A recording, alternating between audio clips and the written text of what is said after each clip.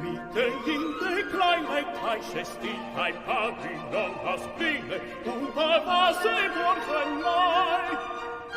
Wieder liegt eine Tiger, die Brücke sie als Jahre, zu dem Pavillon wieder.